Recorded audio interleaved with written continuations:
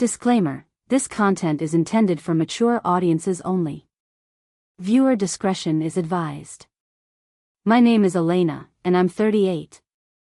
And I know what you're probably already thinking: she cheated. She deserves it. Maybe.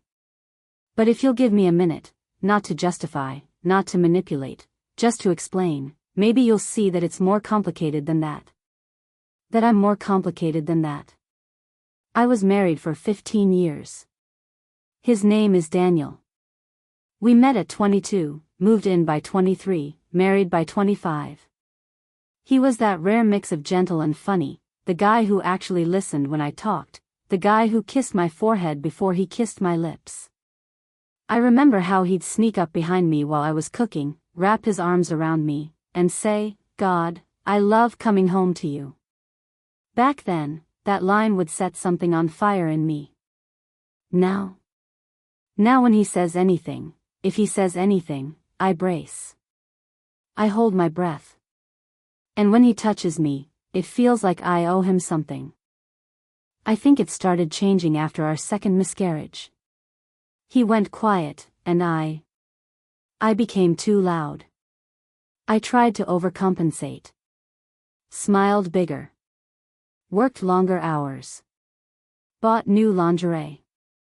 The physical intimacy had already thinned out by then, but I kept hoping he'd just pull me close again without me having to ask. One night, I wore this red silk robe he once said drove him crazy. I waited in the living room, wine in hand, candles lit. He walked in, barely glanced, said, "You're still up," and went straight to the shower. No kiss. No eye contact. That was the first night I cried without knowing why exactly. I'm not blaming him. I'm really not. We both shut down. We both got tired. And when you're in a long-term relationship, there are these small daily deaths, little things you let go of, tiny sacrifices, unspoken disappointments. But eventually, the pile gets too big to ignore. For me, the moment I knew something had shifted happened one morning in our kitchen. I was making coffee. He walked in behind me and kissed my shoulder. I froze. Not because I didn't want it, but because it felt wrong. The kiss was soft, yes, but empty. Mechanical. Like he was checking off a box. And when I turned around and looked at him, really looked, I realized I hadn't seen him in months. Not really. His face was familiar but distant. Like someone I used to love. The kind of love that once made my body ache in the best way. The kind of love that made my skin buzz just by hearing his keys in the door. Now, I couldn't even remember the last time we'd made love without one of us sighing at the start, like it was a chore. And still, I stayed. Because that's what you do when you're married, right? You stay. You try. You compromise. You pretend the hug still warms you, even when it chills you. You laugh at his jokes even when they stop being funny. You reach for his hand in public, even though in private, you feel oceans apart. But inside, I was slowly disappearing. I'd watch other women at work, confident, radiant, desired, and I'd feel like a ghost of who I used to be. Daniel never meant to hurt me. I don't believe he did. He was just surviving the way I was surviving. But you can't build a marriage on survival mode. So yes, I made a mistake. A devastating, irreversible mistake. But long before that, the foundation had already cracked. And the day he called me a 304. That was the day I knew we weren't partners anymore. We were strangers sharing a bed, pretending not to suffocate. And the part that hurts most? I think I knew it the morning of that kiss on the shoulder. It wasn't just a kiss. It was the moment I realized I didn't feel like his wife anymore. I felt like an obligation. And no one survives being loved out of duty. Daniel's shift schedule was brutal. 48 hours on, 24 off, sometimes more if a call ran long.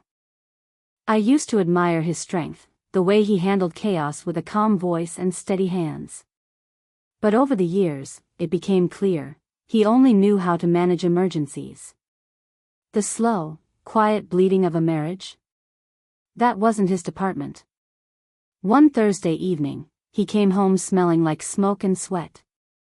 I had dinner ready, stir-fry, his favorite, and a glass of iced tea already sweating on the table. He dropped his bag, came up behind me, and pressed a kiss into my neck. A little too firm. A little too fast. I flinched. It wasn't the kiss, really. It was the way his hands slid over my hips, urgent and possessive, like he was trying to press us back into place. Like he believed sex could patch over silence. "Hey," he said, voice low. "Missed you." I wanted to say it back. I did. But I couldn't lie. Instead, I stirred the vegetables and said, "You're early." That was all it took. The air turned tight. He stepped back, walked to the sink, and ran his hands under cold water like he was trying to wash off my rejection. Dinner was quiet.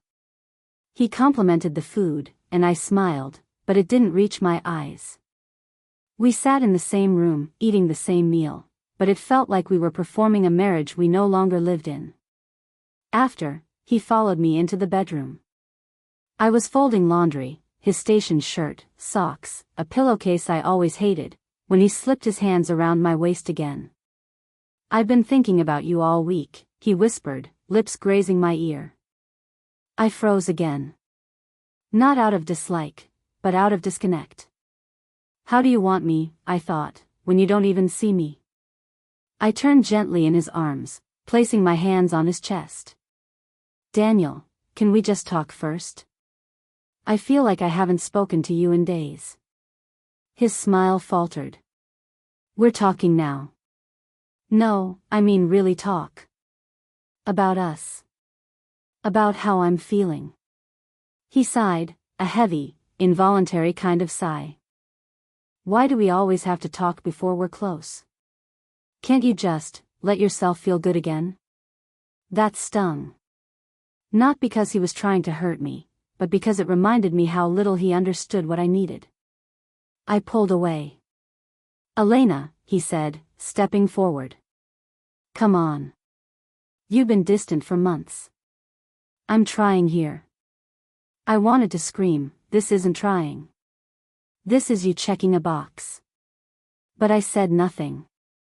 I folded the pillowcase and walked it to the linen closet. He sat on the edge of the bed, hands clasped between his knees like he was back at a grief call, waiting for bad news. And that's the thing, Daniel could face burned down houses and broken bodies without flinching. But a wife quietly falling apart in front of him? That he didn't know how to touch. The next morning, he brought me coffee in bed. Sweet gesture. But again, physical. No questions about how I slept. No follow-up on last night's disconnect. Just a cup, a kiss on the forehead, and the words, "You know I love you, right?" I nodded. But inside? I was screaming. "Love me louder. Love me deeper. Love me like you remember who I am." He thought physical affection was love. But to me, it felt like trying to pour water into a cup full of holes. We were misaligned. He needed touch to feel close.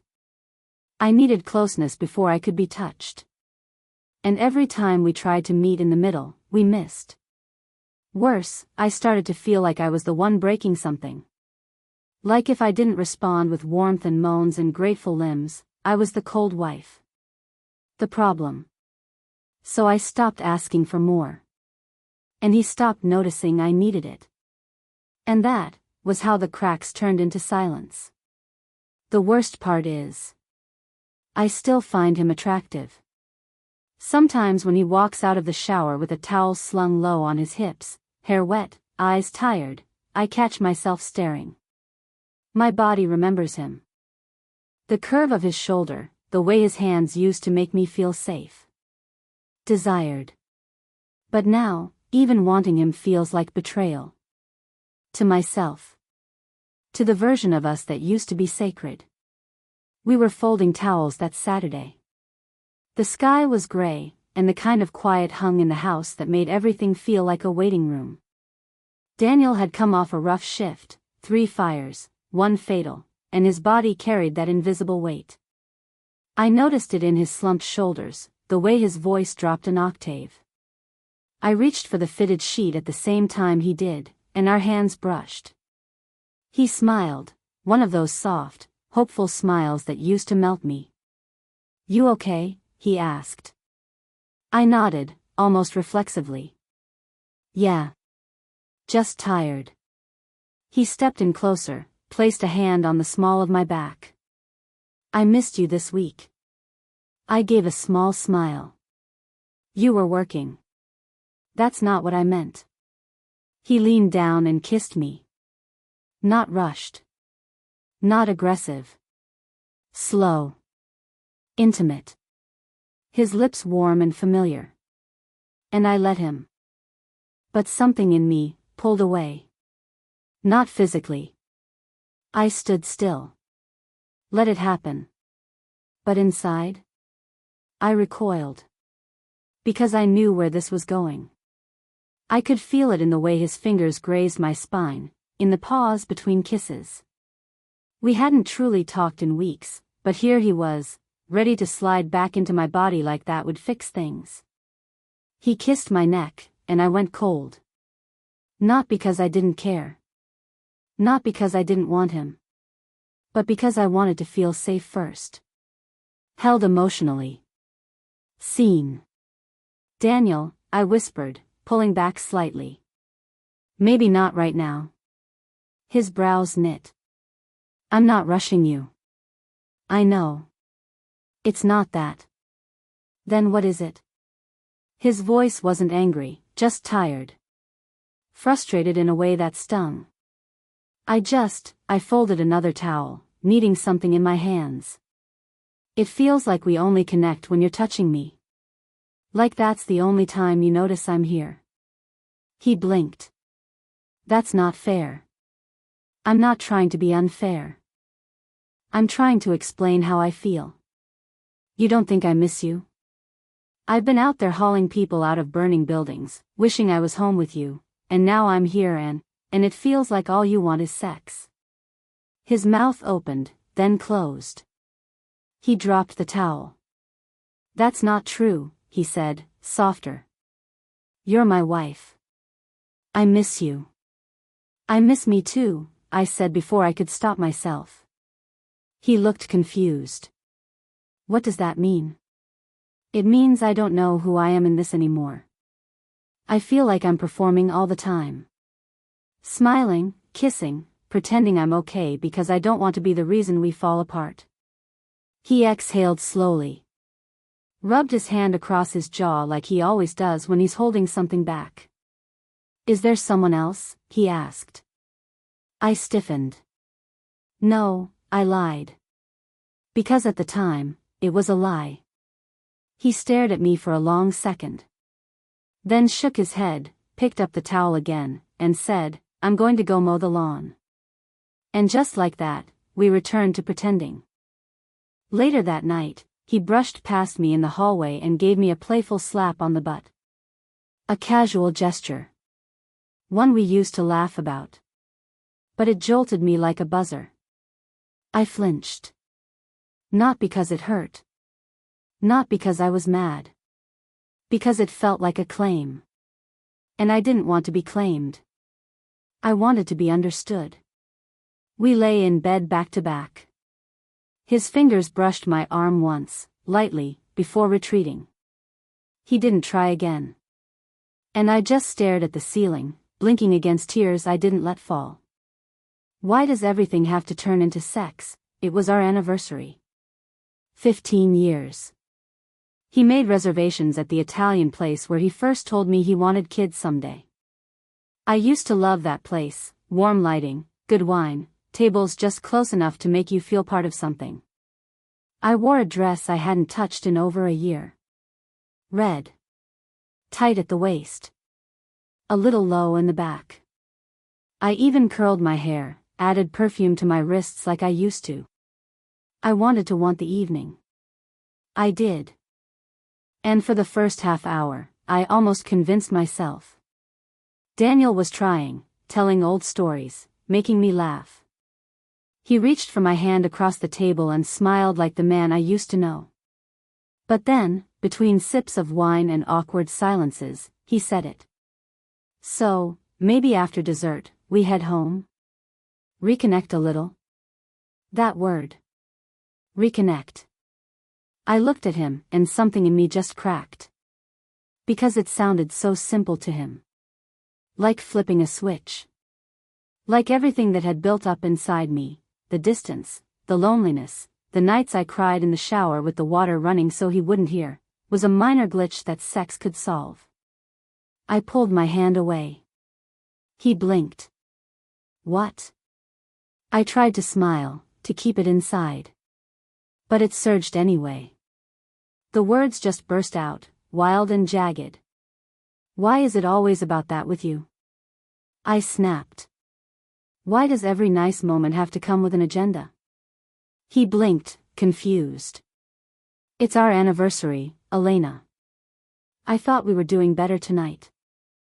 I was trying, tired of you trying. Trying always means touching. It never means listening. It never means asking me how I am without expecting me to be okay for your sake. People were watching now. I saw a woman across from us glance over her wine glass. Daniel looked mortified. Elena, please, I don't want to be touched if I feel invisible. Do you get that? I don't want a kiss if it's just your way of asking for sex without saying the word. He looked stunned. Quiet. His jaw tightened, and he shifted back in his seat. You know what? He said, his voice low but sharp. You're impossible to please.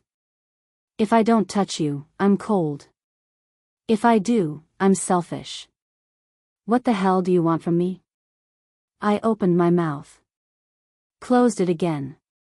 Because I didn't know. I didn't even know what I wanted from myself anymore. Dinner ended in silence. We didn't stay for dessert. In the car, he didn't speak. Didn't look at me. Just drove with both hands on the wheel and music turned down so low it felt like static. And I sat there, shaking, mascara smudged, chest tight with something between rage and heartbreak. Back home, I locked myself in the bathroom and slid down to the floor. I didn't cry right away. I just sat. Staring at the tiles. At my reflection in the chrome shower handle. I heard him moving around the house, slamming drawers, tossing clothes into the laundry like they had done something wrong. And me? I started to feel it, the guilt. The shame. Why couldn't I have just gone along with it? Why did I have to explode tonight of all nights? He was trying. He really was. And maybe I'd turned into the person who couldn't see effort anymore. Maybe I'd built walls so high I couldn't recognize a peace offering even when it was handed to me gently. But also, wasn't that the problem? Why was his version of intimacy always touch me, kiss me, let's go to bed? Why wasn't it ever how are you really doing? Or do you still feel like you belong here? I curled up on the bathroom mat, knees to chest, arms wrapped tight around myself like I could hold my pieces together. And I whispered it to no one. Why does everything have to turn into sex? The silence that settled between us after that night didn't come suddenly. It came in pieces, a coffee cup left unwashed, a missed good morning, a hand that used to rest on my lower back when I cooked now staying at his side. We moved around each other like ghosts, like roommates who didn't speak the same language anymore. Daniel didn't yell. He didn't accuse. He just stopped. He stopped trying to kiss me in the kitchen. Stopped reaching for my hand in the car. Stopped calling on his way home from the station. And the thing that scared me most? I missed him. Not the sex. Not even the closeness I'd been asking for. I missed him. The way he used to hum old songs in the shower. The way he'd roll his eyes when I put too much Parmesan on my pasta. The way he smelled when he hugged me goodbye in the morning, a little like smoke, a little like cedar. One morning, I stood in the hallway watching him lace up his boots for work. He was quiet, focused. His jaw looked tighter than usual. I almost said something. Be safe. Or, you okay? But I stayed silent. Like he did. And then he was gone. The days stretched long and flat. I'd lie awake at night, sometimes turning toward his side of the bed just to see if he was facing me. He never was. Always on his side, shoulders to me, like we were both trying not to ask the question neither of us could answer. He wasn't cruel. He didn't throw things or storm out. But I could feel it, I'd hurt him. Not just that night in the restaurant. Long before that, in all the ways I'd started to pull away and expected him to know why. I caught him one evening in the garage, sitting in his truck with the door open, just staring at the steering wheel. His shoulders were slumped forward, like the weight of something he didn't know how to carry was finally too much. He didn't see me watching. But in that moment, I saw him, not the firefighter, not the man trying to initiate sex, not the confused husband, but just a man who missed the version of us we'd both let slip away. And guilt swept over me like a flood. I wasn't blameless. I had waited for him to read my mind. I had punished him with silence. And eventually, I had turned to someone else to feel seen. No, it hadn't happened yet. But the line had already blurred. And I knew I was halfway gone. Still, when I looked at him like that, something ached inside me. Not the old spark. Not desire. Just a quiet grief. We were both bleeding from wounds neither of us had the language to name. That night, I sat on the edge of the bed long after he fell asleep, listening to the rise and fall of his breathing. Wondering how two people could sleep inches apart and still feel like they're on opposite sides of a canyon. I could try again. Open my mouth. Ask. Reach. Or I could stop pretending there was anything left to hold on to. But as I sat there in the dark, one thought kept circling: do I still love him? And the more terrifying question, do I even love who I've become? It happened on a Sunday morning. The kind where the light hits the windows just right and the house smells like silence. Daniel was sitting at the edge of the porch, drinking coffee. His mug rested between his palms, fingers tight around the heat. He wore the navy t-shirt I got him on our 10th anniversary. It looked older now, like it belonged to a different man. I walked out barefoot, arms crossed against the cold air. For a second, I thought he might get up. He didn't. So I sat beside him. Neither of us spoke for a while. He took a sip. Then said, without looking at me, "You don't have to pretend anymore, Elena." The words hit with quiet precision. I swallowed. Pretend what? That we're still something we're not. I wanted to argue. To say we could fix this, or we just need time, or I'm sorry, but the words stuck in my throat. Because we'd already had time. And sorry was late. I never wanted it to be like this, I whispered. He gave a small nod, his jaw twitching. Yeah. Me neither. The wind stirred a little, moving leaves across the porch. Finally, I said it. The thing I'd been holding back for weeks. There's someone. Nothing happened. Not physically. But I crossed a line. Daniel didn't flinch. He just nodded. Like maybe he'd known. Or suspected. Like maybe he'd already mourned the version of us that used to be. He placed the mug down. Turned to me. And then, slowly, almost painfully, he reached out and pulled me into a hug. I froze. Because I didn't expect it. Not after that. But then I melted. Into his arms, his chest, the faint scent of firewood and soap. It didn't feel like desire. It felt like a funeral. Like two people holding each other one last time before letting go. He pressed a soft kiss to my forehead. Then whispered, "I forgive you. But I can't come back from this." That was when I started crying. Not loud. Just the kind of tears that fall without permission. He stood, gave my hand one last squeeze, and walked back inside. That night, he slept on the couch. And I didn't stop him. If you're listening to this, I guess part of me hopes someone out there understands.